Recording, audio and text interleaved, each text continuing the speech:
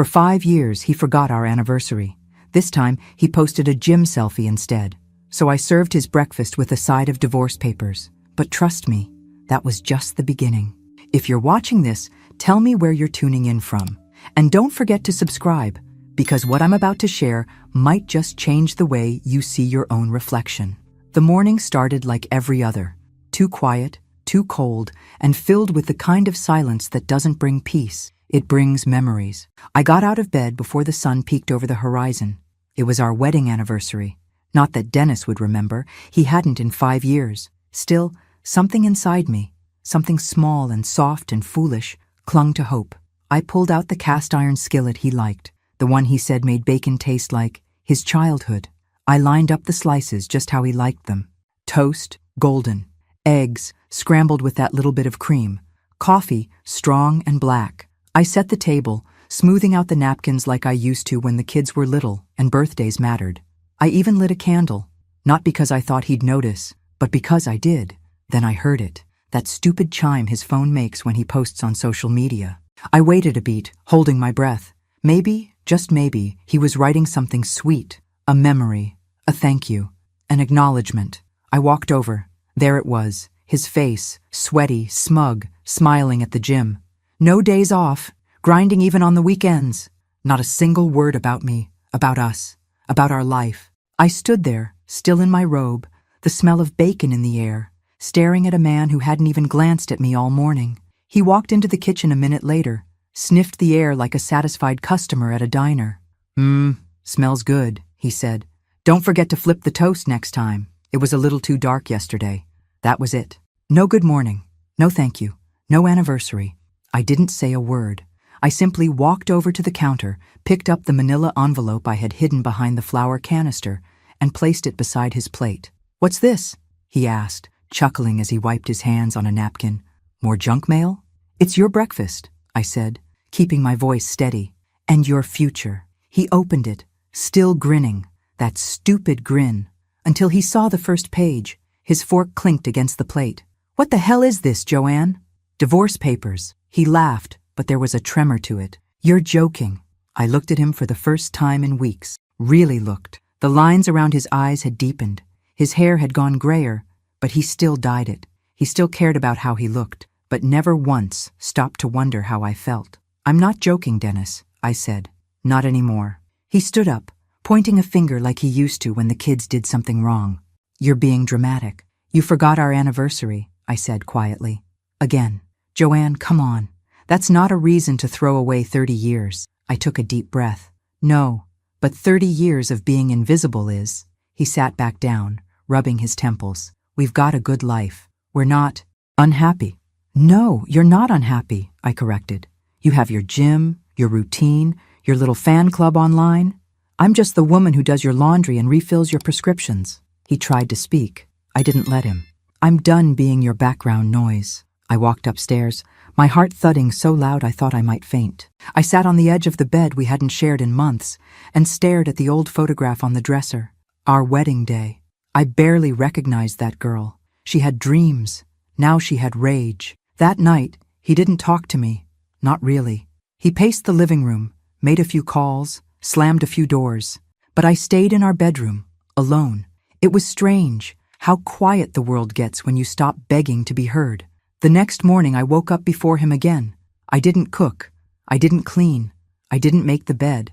Instead, I sat at the kitchen table and stared out the window. I watched the neighbor's dog chase squirrels. I watched the mailman pass our house like he always did. I watched the world spin on, and I thought, what now? I didn't have an answer yet, but I knew this much. I would never be forgotten again. Not by him, not by our children, not by me. And that was when I remembered the box in the attic, the one I hadn't touched in decades, the one Dennis told me to leave alone. My hands started shaking. I stood up, and I climbed the stairs. The attic smelled like old cedar and forgotten years. Dust floated through the morning light like quiet ghosts, dancing on memories too stubborn to fade. I hadn't been up here in a long, long time. Dennis always said it was his space, tools, fishing gear, crates labeled in black marker with things like taxes and Xmas lights, do not throw. But there, Tucked behind a sagging bookshelf was the box I remembered from way back, gray, dented, with a broken latch and Dennis's handwriting across the lid. Private, do not open. I don't know what made me do it. Maybe it was the silence in the house. Maybe it was that gym selfie still burning in my brain. Or maybe it was 30 years of swallowing secrets like pills I didn't need. But I pulled the box out, coughing through the dust, and sat cross-legged on the attic floor like a child about to open a birthday present. The latch cracked open easily.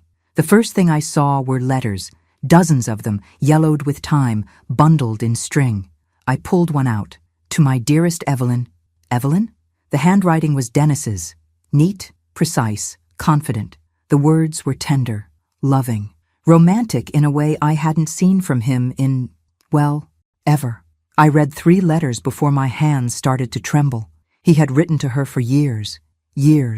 Before we got married, during our engagement, even after our first anniversary. He loved her.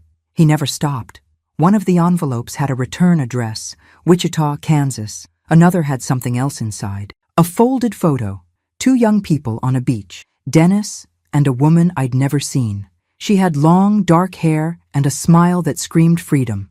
There was something scrawled on the back of the photo in pen. July. Before everything changed. I knew that date. That was the summer Dennis and I got engaged. My breath hitched. I dug deeper into the box, found a small envelope marked Confidential Adoption Records. My heart nearly stopped. It was a birth certificate, a baby girl, born in October. Father, Dennis Mitchell. Mother, Evelyn Harper. She had his last name, and she'd been placed for adoption a month later. I sat there, frozen. Tears welled up, but not the kind that fall sweet and soft. These were hot, angry, full of every lie I'd been fed for decades. He'd had a child before we got married, and he'd never told me. I stood up too fast and nearly lost my balance. The floorboards creaked as I made my way back down, clutching the papers like they might catch fire. When Dennis came home that evening, he tossed his gym bag by the door and grunted something about protein powder. I was waiting at the table with the letters and the photo. "Who is Evelyn?" I asked, keeping my voice low. He looked up, confused, then annoyed. "What?" "Evelyn Harper, Kansas." I pushed the photo across the table. He stared at it, and then, for the first time in years, I saw it, panic in his eyes. "Where did you find that?" "In the box marked, Do Not Open," I snapped. "Guess what?" I opened it. He sat down slowly, rubbing his forehead. "That was a long time ago, Joanne. Before us. We were engaged," I hissed. "You were writing her after we were married." He didn't deny it. "I was young," he said. Like that explained everything. "We made a mistake. She didn't want the baby. I didn't know how to tell you." "You had 30 years, I whispered. 30 years to say something, anything." He folded his arms, suddenly defensive. "It wasn't relevant. It's not like she's in our lives. She was your daughter," I spat. Dennis stood up, jaw clenched. "Don't act like this is some kind of betrayal. It's ancient history." "Then why keep it hidden?" I asked, my voice cracking. "Why bury her in a box in the attic like she never existed?" He didn't answer. That night, I didn't sleep. I lay in bed staring at the ceiling, my heart pounding like a war drum. Not only had he forgotten me, he had buried part of himself, part of us, in a lie. I thought about that girl, where she was now, who she became, if she ever looked in the mirror and wondered who she looked like, and if she knew her father had traded her memory for a tidy, silent life. The next morning, I drove to the county clerk's office, requested copies, signed forms, paid fees. I didn't know what I was looking for. Closure? Vengeance? Justice? I just knew I couldn't let it sit in that box anymore. That evening, I sat alone in the living room. Dennis was at the gym again, probably flexing in front of the mirror, trying to recapture a youth that had long slipped away. My eyes drifted to the fireplace, to the mantel where family photos sat in neat rows. Weddings, graduations, smiles, all built on a lie. I picked up the photo from our 25th anniversary. He was holding a champagne glass. I was holding his hand. But when I looked closer, I could see it. My smile didn't reach my eyes. It hadn't in years. And now I knew why. I gently set the photo down. It was time to find the girl he forgot. And maybe, just maybe, find the woman I used to be. I started with the return address from one of the letters, Wichita, Kansas. It was nearly 1,000 miles away from where we lived in North Carolina, but distance didn't matter anymore. Not when the truth had already traveled so far to find me. I knew I couldn't just show up on someone's doorstep, especially not hers. She had a life, a family, maybe kids of her own. What if she didn't even know she was adopted? I needed more. I spent hours online, digging through public records, adoption registries, social media, anywhere her name might appear. The birth certificate didn't list a first name, just female Harper. But the mother's full name was there, Evelyn Harper. I found an obituary from Evelyn had passed away from cancer. No surviving spouse, no mention of children. But buried at the bottom of the digital memorial was a comment. Just a simple, "Rest easy, Mom. I miss you every day." Signed, Emily Harper, Emily. I don't know how I knew, but I just did. That was her. The next step wasn't easy. I tried to tell myself I was just looking, just curious, but deep down, I was holding on to something more, something dangerous. I was holding on to hope. Emily Harper was a teacher, 3rd grade, lived in Asheville, North Carolina, 2 hours away from me. She was beautiful, long dark hair like her mother in the photo, soft, kind eyes. I found a school newsletter with her picture in it. She had just been awarded Teacher of the Year. I sat there staring at her photo on my laptop, the glow lighting up my tear-streaked face. She looked so full of life, like someone who made the world better just by standing in it. I couldn't breathe. That night, Dennis came home to a quiet house again. I didn't speak. I didn't cook. I didn't ask how his day was. He didn't notice. He never asked why the lights were off or why I had been crying. And that told me everything. The next morning, I made a decision. I was going to meet her, not as her father's wife, not even as her stepmother, just as a woman who needed to see the truth with her own eyes. I packed a small bag and wrote a note on the kitchen counter. Just 2 words, "Don't wait." I didn't tell him where I was going.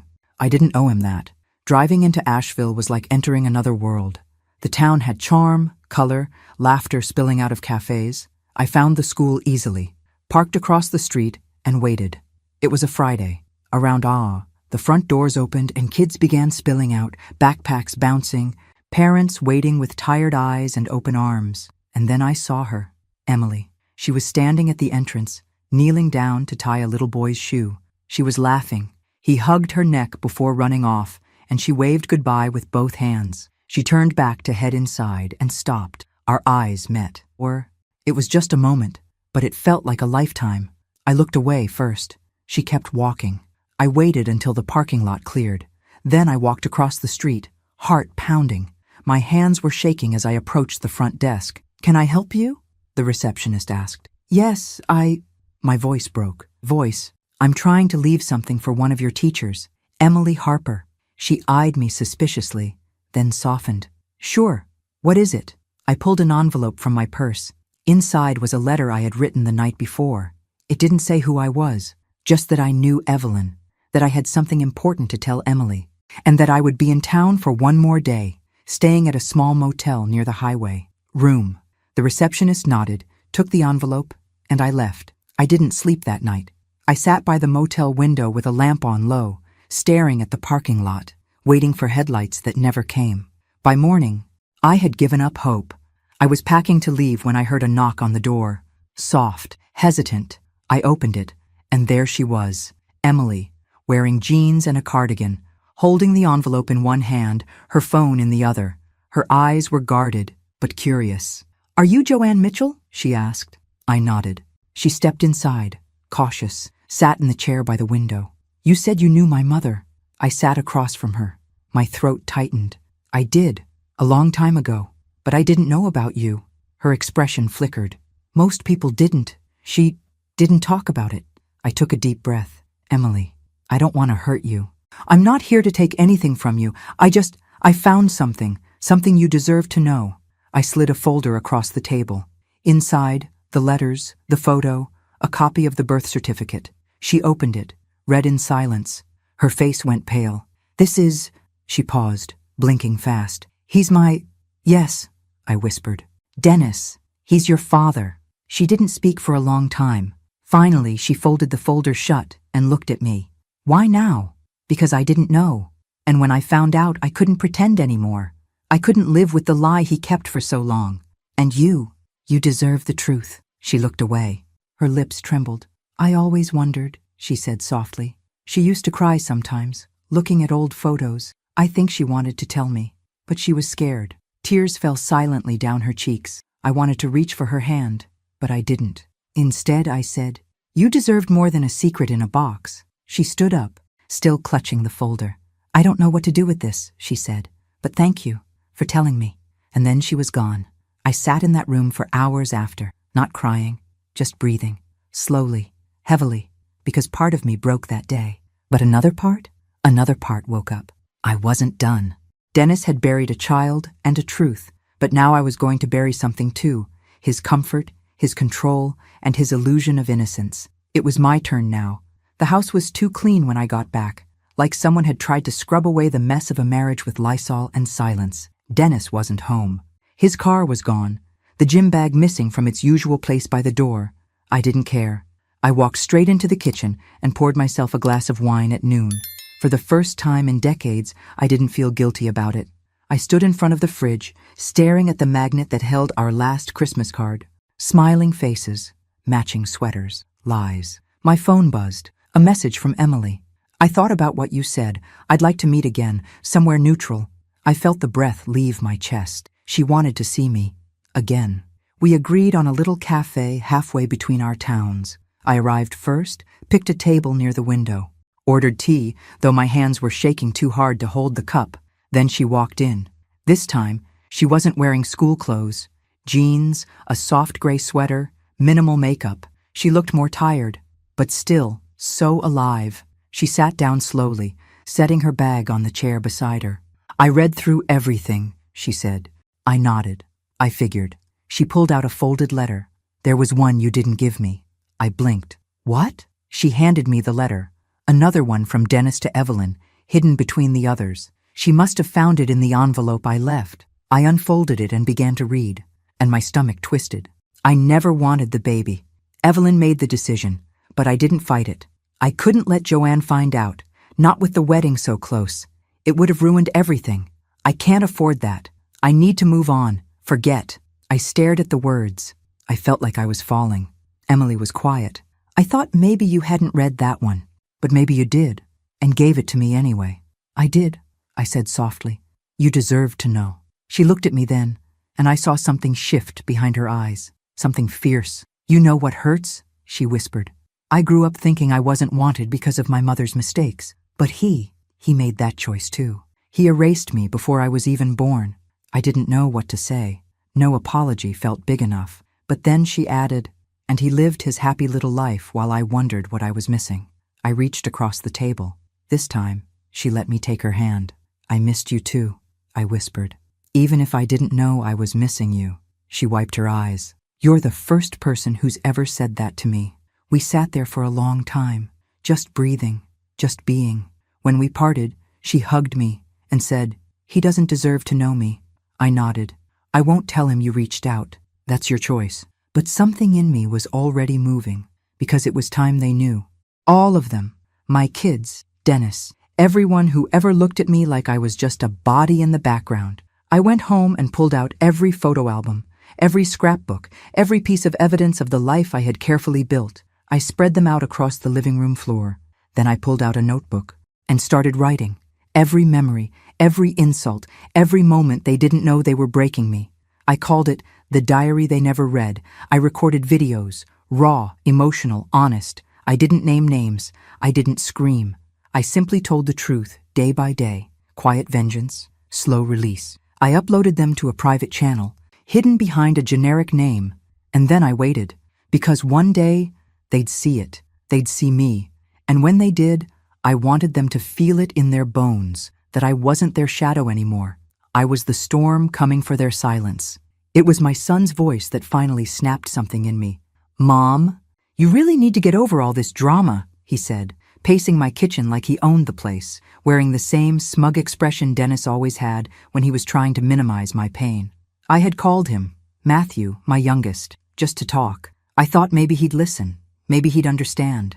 I had raised him, kissed his scraped knees, stayed up during finals making grilled cheese and coffee. But now, he stood there, 33 years old, brushing off my heartbreak like it was nothing more than a change in the weather. "Your father and I are separating," I told him. He blinked. "So? You think I'm surprised? You two haven't been close in years. Don't you want to know why?" He sighed, already tired of me. "Look, I love you, but you make everything into a big deal. Just divorce him and move on." That sentence clanged through my skull like a dropped pot. Move on. As if I hadn't been stuck for 3 decades. As if healing were as simple as a signature and a suitcase. He didn't ask what Dennis had done. He didn't ask if I was okay. He just grabbed a protein bar from the pantry and said, "Anyway, I've got a call in 20 minutes. Let me know when you need me to help move stuff." And then he left. That night. I couldn't sleep. My body was frozen in bed, but my mind was moving like a train with no brakes. His words echoed louder than they should have. "You make everything into a big deal." I stood up. I didn't turn on the lights. I walked into his old room, still untouched, like he was 15 and home from school. Posters still on the wall, his old baseball trophies lined up neatly on the shelf. And then I saw it, his laptop. He always left it here, claiming it was a backup. I know I shouldn't have, but I did. I opened it, logged in. He never changed his password. I typed it, Panthers 2012. It opened. There, in his chat history, a thread with his brother, my oldest, Daniel. I stared at the screen, and then I started reading. Daniel: "Have you talked to Mom lately? She's been weird." Matthew: "Ugh, yeah, she's going full martyr mode again." Daniel: "What's new? She thrives on guilt." Matthew: "It's like she wants to be miserable." Daniel: "I just avoid. It's easier." Matthew: "Honestly, once Dad dumps her, maybe she'll stop pretending like she's some kind of saint." I stopped breathing. I scrolled. It got worse. Matthew: "She needs therapy or a hobby." Daniel: "Yeah, or a reality check." They laughed at me, mocked me, my own sons. The ones I carried, raised, sacrificed for. I don't remember standing up. I don't remember walking back to my bedroom, but I remember sitting on the edge of the bed, holding my stomach like I'd been punched from the inside. I had been humiliated, first by Dennis, now by my children. The grief wasn't even sharp anymore. It was dull, heavy, and it settled into my bones. That's when I knew. This wasn't just about a marriage. It was about a lifetime of being the emotional garbage bin for everyone around me.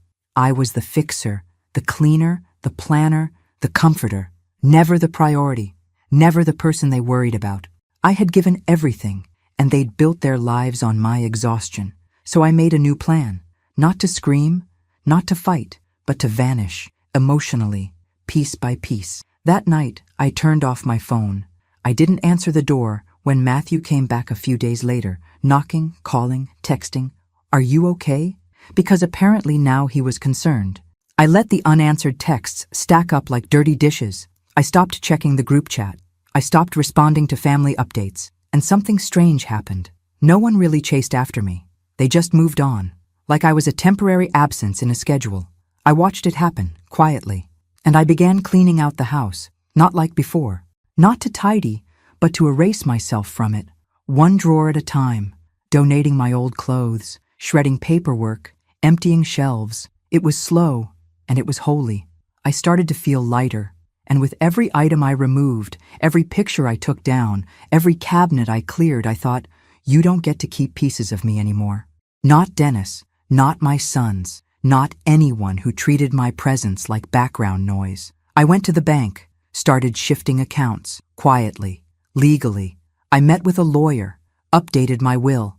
I didn't cut them off entirely. No, that would be too kind. I left everything in place, but I changed the locks to my emotions. They would never know me again. Not the real me. They had proven they didn't want to, so I stopped offering. And for the first time in my life, the silence around me didn't feel empty. It felt like freedom.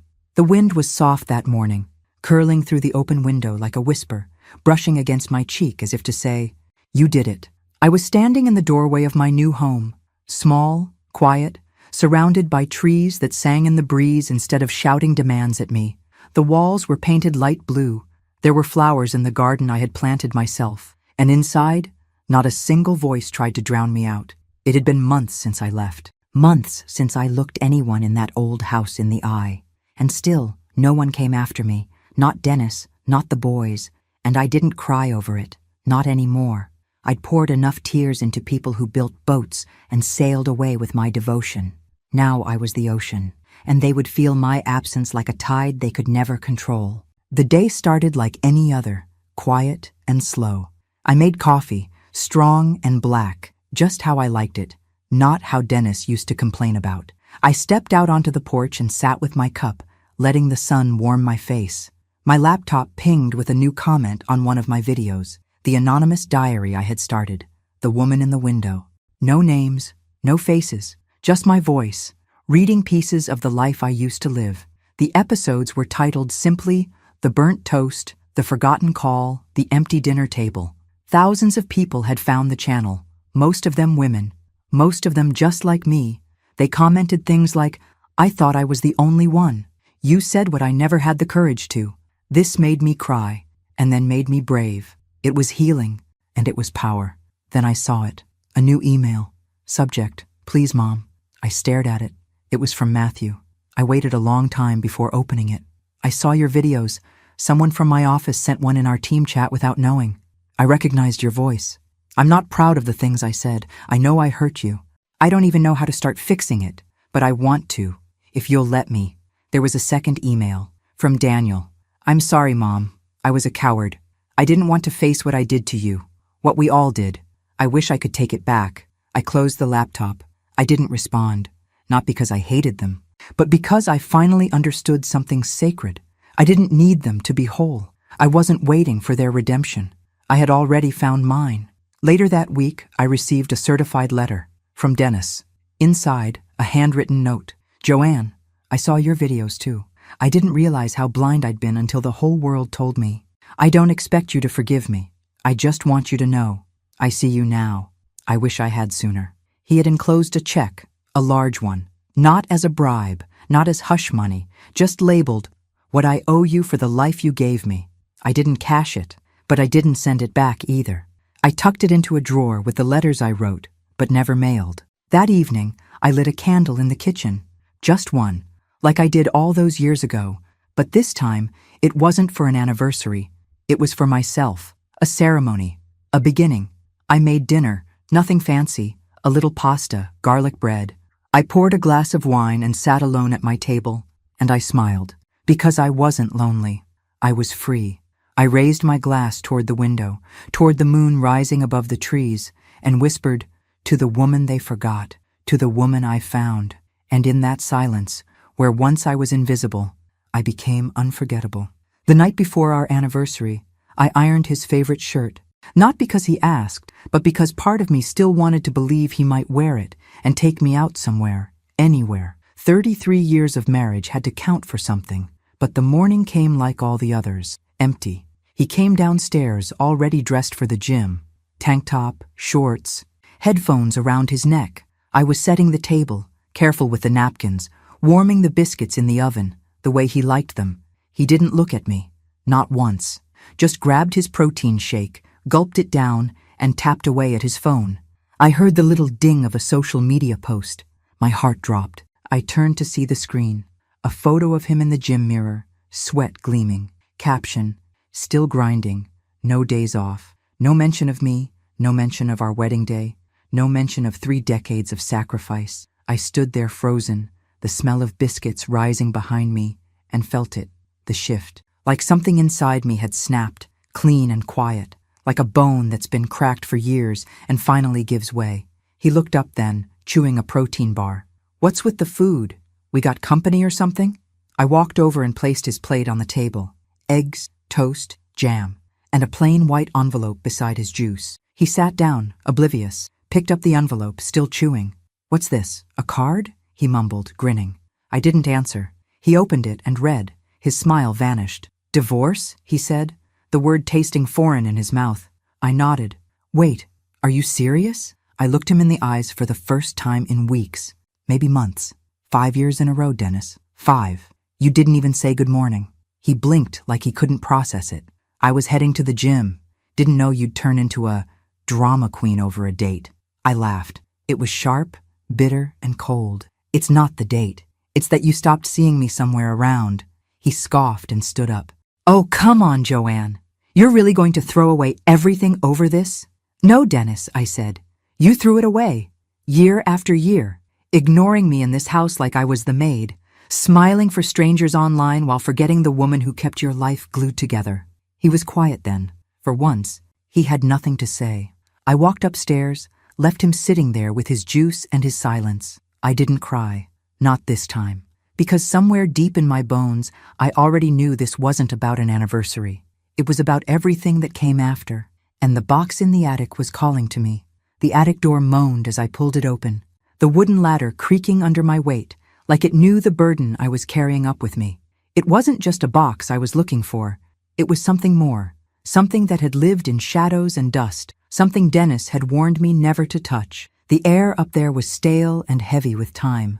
Old Christmas decorations, faded storage bins, a suitcase we hadn't opened since our honeymoon. And there it was, tucked far in the back, like a secret buried under decades, the gray metal box. I'd seen it for years. He always said it was work stuff, boring, not worth the trouble. I never questioned it, because that's what I was trained to do, not question. But I wasn't that woman anymore. I dragged it out into the light and knelt down.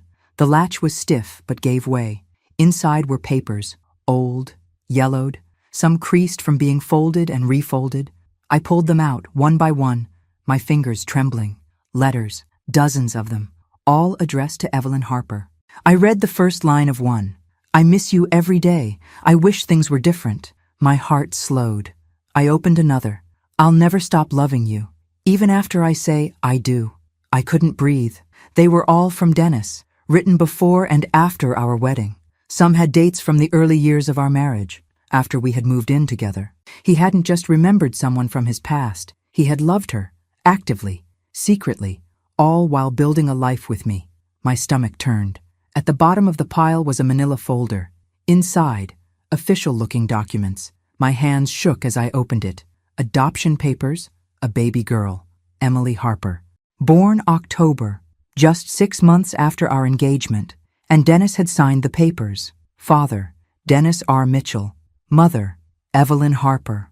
The baby had been put up for adoption a month after birth. He had a daughter, and he never told me. The attic swirled around me, my breath growing shallow, my knees threatening to buckle. I clutched the papers like a lifeline, like if I held tight enough I could stop the truth from cutting deeper. But it was too late. He had buried a child in silence, buried me in the same box. I stayed in that attic for what felt like hours, reading, rereading, letting the weight of it crush every illusion I had left. Then I made a decision. I wasn't going to confront him, not yet. I wasn't going to yell or cry or beg for answers. He didn't deserve my pain. He was going to get my silence, my distance, and my plan. Because something inside me had shifted again. Only this time, it didn't break. It sharpened. And now I had nothing left to lose. The next morning, I stood in front of the mirror and barely recognized the woman staring back. Not because of the wrinkles or the gray at my temples, but because of the stillness in her eyes. It wasn't numbness. It wasn't sadness. It was something colder, clearer.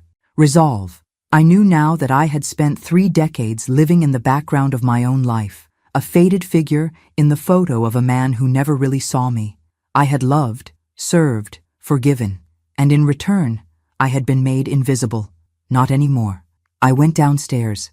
Dennis was already gone. Off to the gym, like clockwork. His car keys were missing, his shaker bottle still on the counter, the blender unwashed. I didn't touch it. Instead, I sat at the kitchen table with the adoption file, the letters, and a legal pad. I began to write, not to him, to her. Dear Emily, you don't know me, but I know your name. I know the year you were born. I know the man who gave you life, and the man who never gave you a place in his. I don't know what your life became, but I hope it was beautiful. I hope you were loved. I hope the world was softer to you than it was to the girl I used to be. The words came slowly at first, but then poured out like a river breaking through a dam. You deserve to know that you existed, that someone kept your name in a box, hidden like a wound. You deserved more. I wasn't sure if I'd ever send it, but I had to write it. I folded the letter and tucked it into my purse. And that afternoon, I drove, not far, just into town, to the library, to the local courthouse, anywhere I could start searching for Evelyn Harper, for Emily, for a thread, a clue, a sign. It took time. Too much. I hit dead ends. But eventually, a birth record led to an obituary. Evelyn Harper, Wichita, Kansas. And in the condolence comments on the digital memorial page, buried among the prayers and the rest in peace, was one that stopped me cold. I miss you every day, Mom. I wish you had told me more. Emily. I read it over and over. She existed, she had survived, and she was looking for something too. The trail led to Asheville, North Carolina. A teacher. Elementary school. A quiet, peaceful life. 2 hours from me. I sat in my car for an hour just holding the address in my hand. The sky had turned gold, and the day was slipping into evening. I drove home in silence. That night, I packed a small bag. Nothing dramatic, just a toothbrush, a change of clothes, and the file. I didn't tell Dennis I was leaving. I left a note that said, "Don't wait up." And I drove. The road to Asheville was long and winding. The mountains rose like sentinels around me, watching, waiting. When I pulled into the parking lot of her school the next day, I didn't go in. I just sat there, behind the wheel, watching. Children poured out in waves, laughter echoing through the air. Parents waited at the curb.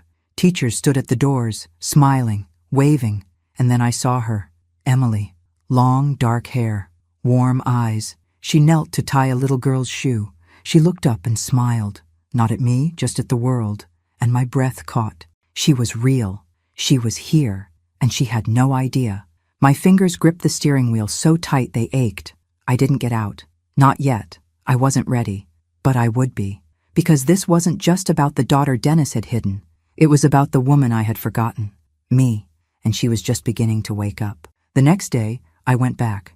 I didn't wear anything special, just a soft cardigan and a pair of old slacks. Comfortable, quiet. I wasn't there to make a scene. I was there to cross a line I had waited too long to even see. I walked into the school's main office just before dismissal. The receptionist smiled politely, asked how she could help me. "I'm here to leave something for Miss Emily Harper," I said, holding out a sealed envelope. Inside was the letter I had written, along with a note. "Please read this when you're alone. If you'd like to meet, I'll be staying at the Blue Pines Motel, room." The woman nodded and placed it in a mail slot behind the desk. No questions asked. I left and waited. I didn't expect her to come. The Blue Pines was one of those roadside places with creaky floors and floral curtains from the kind of place where everything smelled faintly of lemon cleaner and old pine wood. I sat by the window with the curtain cracked open, watching the parking lot. For hours. By nightfall, I told myself to let it go, to sleep, but my chest wouldn't stop buzzing. I had done something irreversible. The next morning, I was brushing my hair when I heard the knock. 3 soft taps. I froze. My hands, my breath, my thoughts, everything stopped. I opened the door. She was standing there. Emily, closer now than ever, her face full of questions, her hands gripping her phone. She looked so much like him, and not at all. Her eyes held something different. Depth, warmth, curiosity. "Are you Joanne Mitchell?" she asked. I nodded. My throat was too tight for words. "I got your letter," she said. "Can I come in?" She sat on the edge of the small motel chair, glancing at the folder I had laid out on the table. She hadn't touched it yet, just looked at me. "I don't know why I came," she said quietly. "But something in your letter, it felt honest." "It was," I whispered. She took a deep breath. "So, you were married to him?" "Yes," I said. She reached for the folder, opened it, scanned the letters. "This is real." I nodded again. "I always wondered," she murmured. "My mom never talked about him. Only once, when I was 12. She cried a little and said, 'Some truths aren't safe.' And then she never said another word." "She loved you," I said. "I can see that even from the way Dennis wrote about her." Emily scoffed. "So he loved her too, and still gave me away." The room fell into a stillness. Then she asked the question I had been dreading. "Did he ever try to find me?" I looked her in the eyes. "No." She swallowed hard. "That hurts," she whispered. I nodded. "It should." She stared down at her hands for a long time. "So why are you here?" "To tell you that you're not a secret anymore, that you matter, even if he made you feel like a mistake." "You're not. You're the truth he buried, but I won't let him bury you again." A tear slid down her cheek. She wiped it quickly. "I don't know what I'm supposed to do with this," she admitted. "You don't have to do anything," I said. "This isn't for him. It's for you. And maybe for me, too." She looked at me then, really looked, and nodded. We talked for 2 hours after that. Not just about Dennis, but about her life, her job, her students, her garden. She was brilliant, compassionate, brave, everything I had once hoped a daughter of mine would be. When she left, she hugged me and whispered, "Thank you for finding me." I sat on the motel bed long after the door closed, her perfume still lingering in the room, and for the first time in decades, I felt seen. But more than that, I felt real. I didn't tell Dennis, not about Emily, not about the motel, not about the truth I had dug up from the attic like bones in the dirt. He didn't deserve to know that she existed in my life now, that I had found something sacred, something his lies had tried to erase. It was mine, ours, a secret I could hold, not to keep it hidden, but to protect it from the rot he left behind. When I returned home, nothing had changed. The laundry was still in its usual pile on the floor by his side of the bed. His gym clothes draped over the back of the living room chair, like a flag planted on conquered territory. The same protein shakes filled the fridge, each one lined up like obedient little soldiers. But something in me had changed. I didn't put the clothes in the wash. I didn't cook. I didn't clean. And Dennis noticed. By day 3, he stood in the doorway, hands on hips. "What's going on with you lately?" I looked up from my notebook, calm, composed. "Nothing." "Well, I mean, the house is a mess. You haven't made dinner since last week." "You didn't notice when I did," I replied, "so I figured it wouldn't make a difference when I stopped." He rolled his eyes. "Oh, come on, Joanne. You can't seriously still be on this kick. I said I was sorry about the anniversary." "You didn't say you were sorry. You said I was being dramatic." "Well," he began, then wisely stopped himself. I stood up, slowly. "Dennis," I said, voice even, "what would you do if I disappeared?" He blinked. "What? If I just packed a bag and left? Not with a note, not with a fight, just vanished." He frowned. "That's not funny." "It's not supposed to be." He rubbed his neck, suddenly uncomfortable. "Look, if you're unhappy, we can go to counseling or something." Now he wanted counseling? Now? After 33 years of silence, invisibility, neglect, I almost laughed, but instead I said nothing, because silence had become my weapon. I started small. I stopped responding to group texts from the boys, stopped answering calls that only came when someone needed something. They didn't call to check on me. They never had. They called for recipes, for birthday reminders, for "Mom, can you send me that tax form again?" I stopped answering. I stopped being available, and no one noticed. That was the part that broke me, but it was also the part that freed me. I pulled out a small leather-bound notebook from the drawer. It was old, something I used to jot recipes in. I began turning those blank pages into a record, not of dates, but of moments.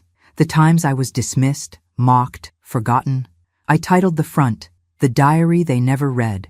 Each entry was a story, like the time I stayed up until a.m. sewing Daniel's costume for the school play.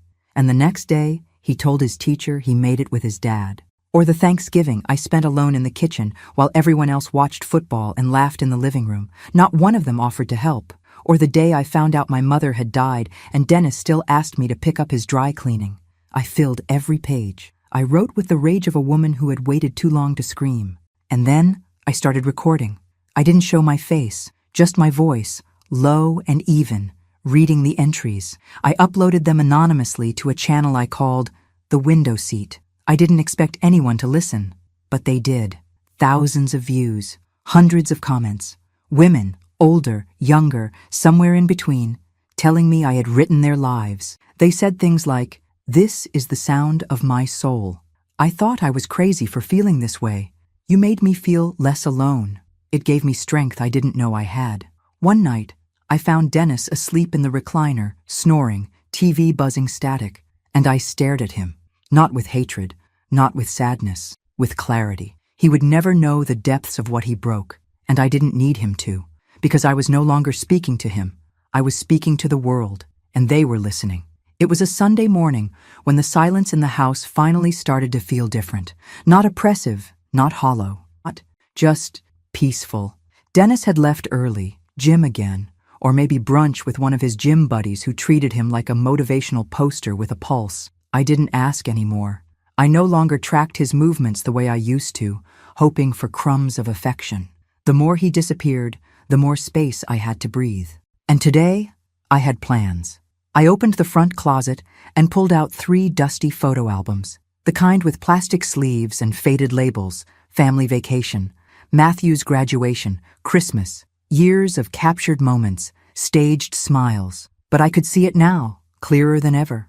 I wasn't really in them. Sure, I was physically present, off to the side, holding a plate, standing behind someone, but never in the center, never framed with care, always the background, always convenient.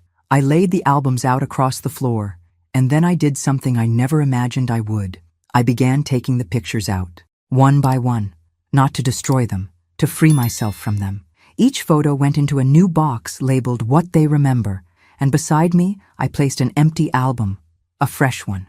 Its label, "What I Lived." Into that one I began placing my pictures, the ones no one else ever bothered to print. A blurry photo Emily had taken of me sipping tea in Asheville. A picture I'd snapped of the mountains outside the motel. A Polaroid from years ago, just me in the backyard, reading under the tree. Real moments, not posed, not performative. Mine. Midway through, I paused to check my messages, not out of habit, just curiosity. There were 2 new voicemails, both from Matthew. The first one: "Mom, hey, I know you're probably mad. I just wanted to check in. Can you call me back, please?" The second one came a day later. "Okay, I saw your video. The window seat. I didn't know it was you at first, but I know now. I'm sorry, Mom, really. I'm so sorry. I didn't realize any of it." I listened without reacting. Then I deleted them both, because sometimes closure isn't a conversation, it's a decision, and I had made mine. Later that evening, I made a list, not a to-do list, not a grocery list, a legacy list. At the top I wrote, "Things I will leave behind that matter. Truth, a name they'll remember, a voice that didn't stay quiet, a daughter who knows she was never forgotten, a story other women can live louder because of that night." I recorded something new.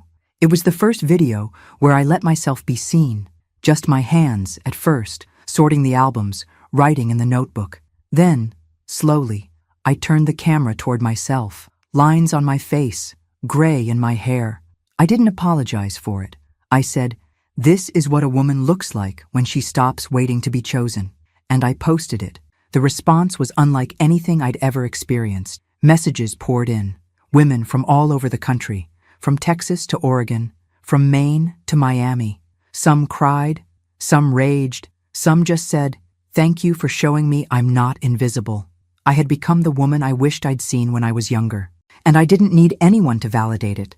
Not Dennis, not the boys, not even Emily, though I had a feeling she was watching, quietly, maybe even smiling. As I sat on the porch, sipping tea in the fading light, I felt it rise up inside me.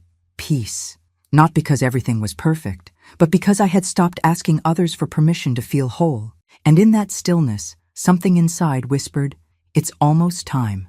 Not for revenge, not even for justice, for release, for goodbye, for something so long overdue, it had almost become myth, freedom." The morning began with soft rain tapping on the window, a gentle rhythm that reminded me of lullabies I used to hum when the boys were babies. Before the noise, before the hurt, before I became the woman who held everything together until her own pieces didn't fit anymore. I stood in the kitchen barefoot, wrapping my hands around a warm mug, staring at the empty chair across from me. Dennis's chair. He still lived in the house. Technically, but we hadn't spoken much since the day I handed him those divorce papers beside his orange juice. He'd stopped asking questions, stopped trying. Maybe he thought ignoring the cracks would make the walls stop falling. But today, I had something for him. A farewell, not a confrontation. Just the truth, wrapped in silence and ceremony. I packed a small box, nothing more than what I needed. I had already moved what mattered to the cottage outside Asheville, where Emily lived just 2 towns over. She didn't know it yet, but we'd run into each other again. And this time, I'd be ready to be more than just the woman who showed her a box of secrets. I sat down and began writing. 1 letter for each of them. To Dennis. You will read this and assume I'm angry, but I'm not. That part of me burned out long ago. What I feel now is the calm that follows the fire. I gave you my best years, Dennis, and you didn't even notice when they passed. I asked for nothing and you offered less. I used to mourn that, But now, I simply let it go. Consider this not a goodbye, but a release. I free you from pretending, and I free myself from disappearing. To Daniel and Matthew, you called me dramatic, a martyr, a weight, but I remember staying up during storms because you were scared of the thunder. I remember hand-sewing Halloween costumes. I remember covering for your father when he forgot birthdays so you wouldn't feel forgotten too. And I remember your words, every one of them. I don't want your guilt. I want your growth. If one day you understand what I gave, I hope it teaches you how to cherish the women who stand quietly beside you now. I placed the letters on the hallway table. Then I cooked one last meal. Not for them, for me. Eggs, bacon, toast with too much butter. The kind of breakfast I used to make for everyone else. This time I sat down and ate it slowly, like a farewell feast to the version of myself I had carried for so long. By noon, I had my coat on. As I reached the front door, I paused. Then, on impulse, I walked to the living room and turned the TV on. Dennis's favorite news channel blared. I turned it off and wrote 3 words on the whiteboard by the fridge. I was here, then I walked out. No slamming doors, no dramatic exits. Just a choice. The cottage was waiting for me. When I arrived, I opened the windows wide. Let the fresh mountain air sweep through the rooms like a baptism. I placed my albums, What I Lived, on the shelf, right in the center. The very next day, I received a message on my anonymous channel. It was from Emily. I saw the video, the one with your face. I knew it was you. I just wanted you to know, I'm ready to talk, really talk. If you are. I closed my laptop slowly, then smiled, because I was ready. And for the first time in years, I didn't feel like a woman holding the world together with shaking hands. I felt like a woman stepping into the one she was always meant to be. Free, whole, and unforgettable. The invitation came in a white envelope slipped under my cottage door. No name, just elegant handwriting. You are invited to dinner. One last time. J.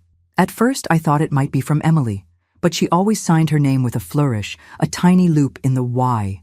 This was simpler, familiar, stiff. Dennis. It was him. I almost didn't go.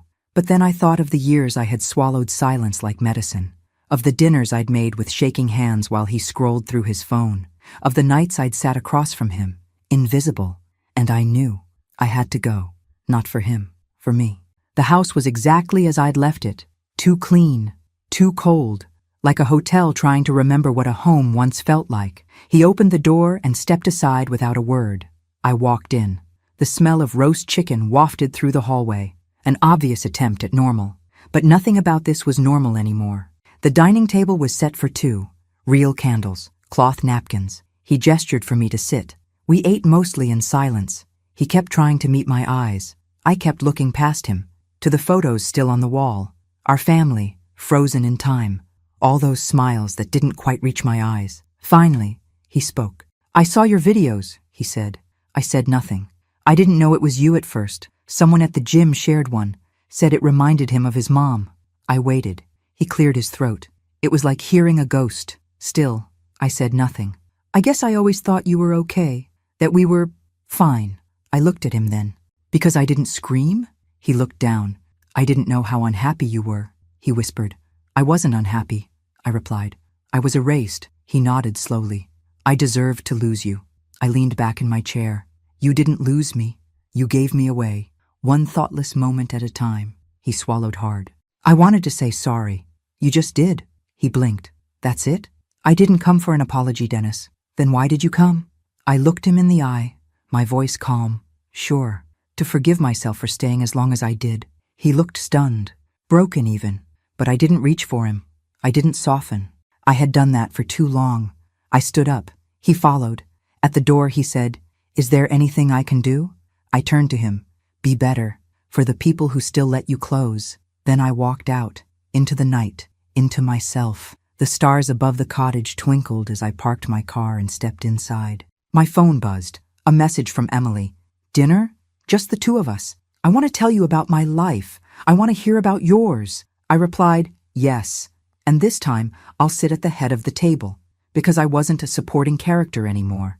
I was the author, and my story had just begun.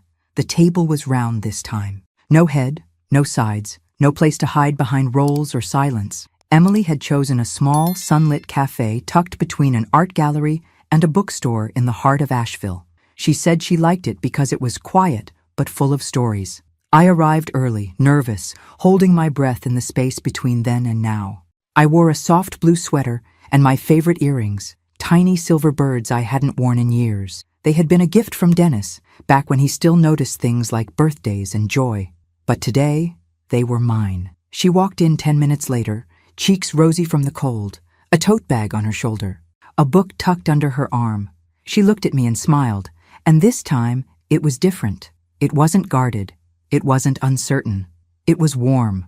We ordered tea and sat in a booth near the window. No walls, no masks. "I've been thinking about that day," she said after our first few sips, "at the motel. The way you looked at me." "I remember," I said softly. "You looked heartbroken." I nodded. I was, but not because of him. "No," I whispered, "because I didn't know how much of my life I had missed until I saw your face." She set her tea down gently. "I wasn't angry, you know, at you.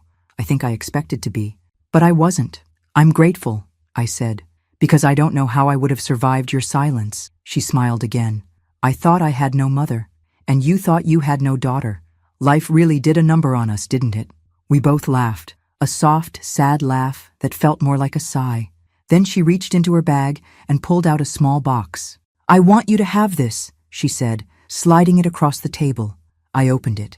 Inside was a photo frame, a picture of the two of us at the cafe where we first met. She must have had someone take it when I wasn't looking. In the photo, I was laughing, truly laughing. I couldn't remember the last time I'd seen myself that way. My hands trembled as I touched the frame. "I want you in my life," she said. "Really in it. Holidays, birthdays, just Saturdays even." Tears welled up in my eyes. "I'd like that, more than you know. And one day," she added, "when I have kids, I want them to call you Grandma." It hit me like a wave. Not grief, not sorrow, joy, unexpected, uninvited, but welcome. We sat in that cafe until the sun dipped low, until the waiter dimmed the lights and placed candles on each table. As we hugged goodbye, she whispered, "Thank you for not giving up on me, or on yourself." And I whispered back, "Thank you for being found." That night, I returned to the cottage, lit a candle on the porch, and sat in silence. But this time, the silence wasn't heavy. It was sacred. Inside, on my bookshelf, next to my diary and the albums I'd finally organized, I placed the photo of us, front and center. Not hidden in a box, not buried in the attic, but seen, cherished, alive. Because in the end, I hadn't just served breakfast with divorce papers. I had served myself a second chance, and it was the best damn meal of my life. Thanks for listening. Don't forget to subscribe and feel free to share your story in the comments. Your voice matters.